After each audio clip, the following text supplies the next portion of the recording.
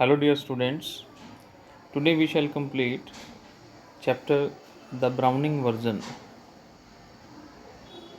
written by Trias Rattigan. The Browning version is an extract from a long play. Browning version chapter जो है एक extract है, लिया गया है from a long play of the same name. इसी नाम का long play है Browning version. ये उसका एक छोटा सा part है.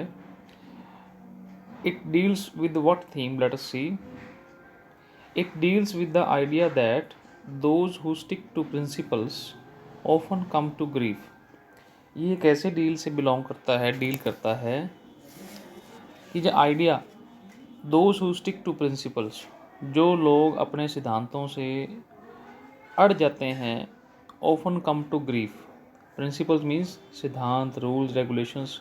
कुछ लोग ऐसे होते हैं अपनी ज़िंदगी के ऐसे सिद्धांत बना लेते हैं, वो उनसे हटते ही नहीं है, उसमें कोई फ्लेक्सिबिलिटी नहीं होती, इतने रिजिड हो जाते हैं, तो उनको सफ़र करना पड़ता है.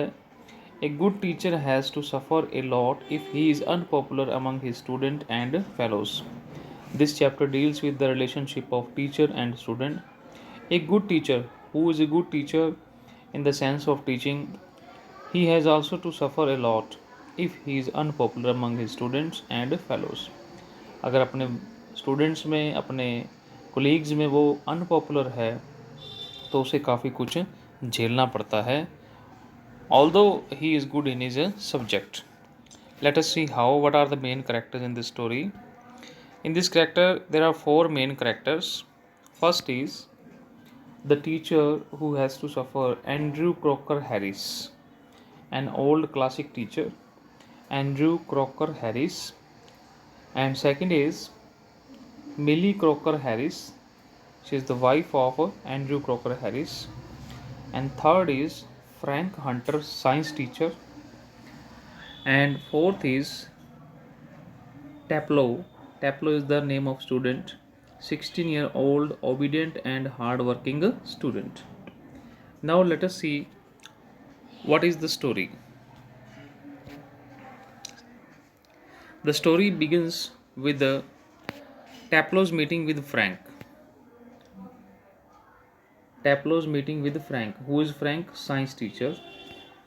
Taplow comes to school to do extra work on Mr. Crocker Harris' call.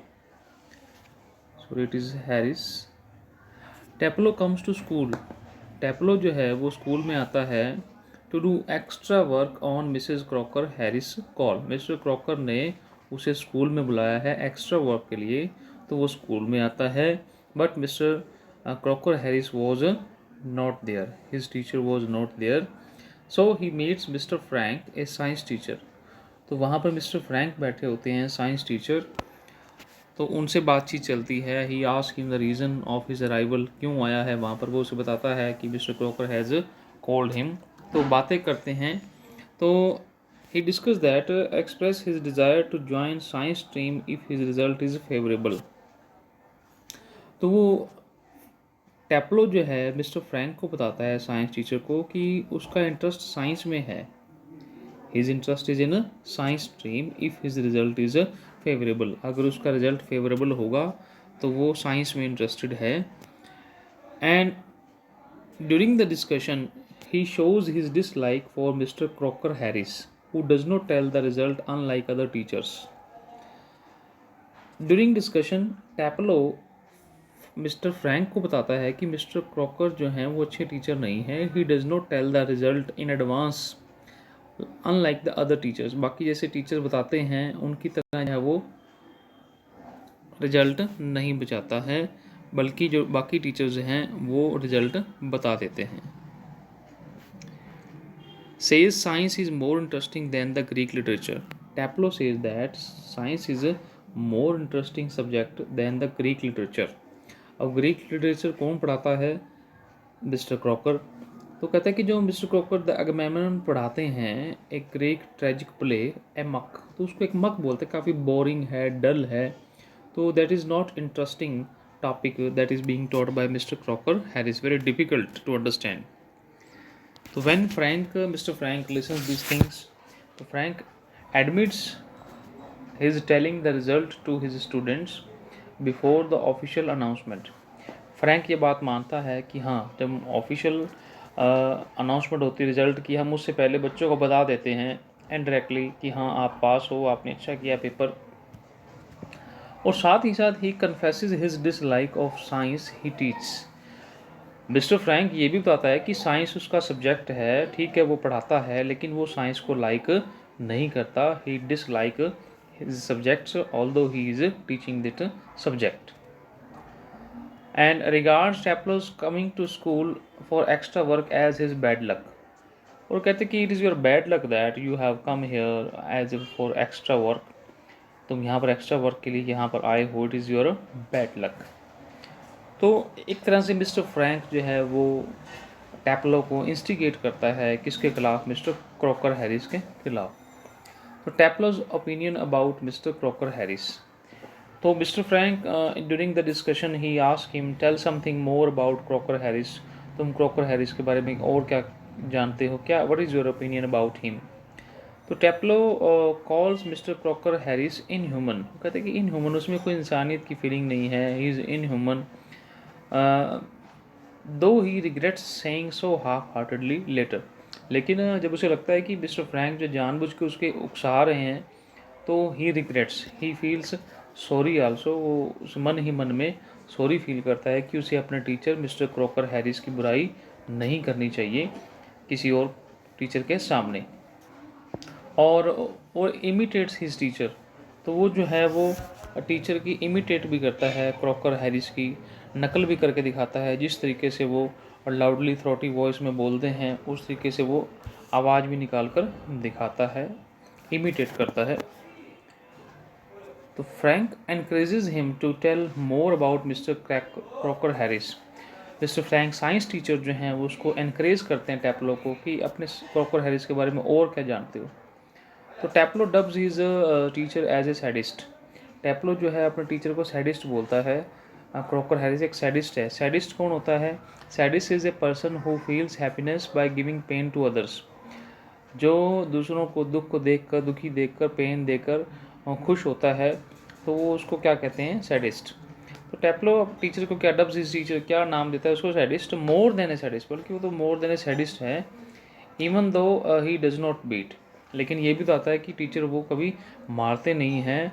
Mister Crocker Harris कभी पिटाई नहीं करते, बल्कि स्ट्रिक्टली जो है वो he is a good observer, he is a unhuman, he is a sadist.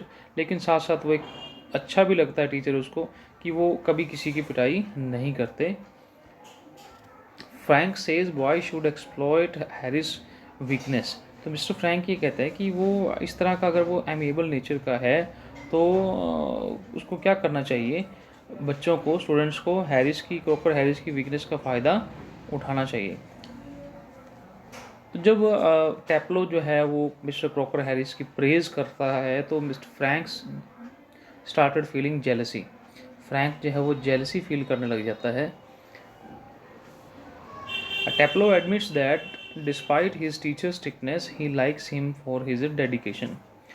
तो Taplow understood the intention of Mister Frank. वो कहने लगता है कि ठीक है, my teacher Crocker Harris is very strict, but in the heart he has a good respect for his teacher. He likes the teacher Crocker Harris for his dedication.